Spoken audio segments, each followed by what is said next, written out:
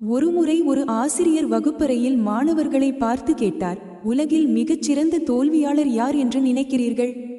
மாணவர்கள் பல பெயர்களை சொன்னார்கள்.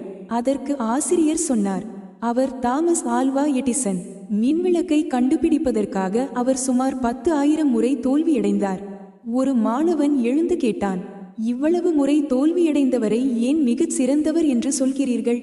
ஆசிரியர் புன்னகையுடன் விளக்கினார், எடிசன் தன் தோல்விகளை ஒருபோதும் தவறாக பார்க்கவில்லை. ஒரு பத்திரிகையாளர் அவரிடம், நீங்கள் 10,000 முறை தோல்வியடைந்து விட்டீர்களே, கவலையாக இல்லையா என்று கேட்டபோது எடிசன் அமைதியாக பதிலளித்தார், நான் தோல்வியடையவில்லை. மின்விளக்கு வேலை செய்யாத 10,000 வழிகளை நான் வெற்றிகரமாக கண்டுபிடித்துள்ளேன். அவர் ஒவ்வொரு தோல்வியையும் ஒரு பாடமாக கற்றுக்கொண்டார். இந்த கதையின் மூலம் தோல்வி என்பது முடிவல்ல, அது ஒரு அனுபவம். நாம் தடுமாறும் ஒவ்வொரு முறையும் சரியான பாதையை கண்டறிய ஒரு புதிய வழியை கற்றுக்கொள்கிறோம். வெற்றியாளர்கள் தோல்விகளை தவிர்ப்பவர்கள் அல்ல, மாறாக தோல்விகளிலிருந்து விரைவில் மீண்டு வந்து மீண்டும் முயற்சிப்பவர்கள். உங்கள் இலக்கை அடையும் வரை முயற்சியை கைவிடாதீர்கள்.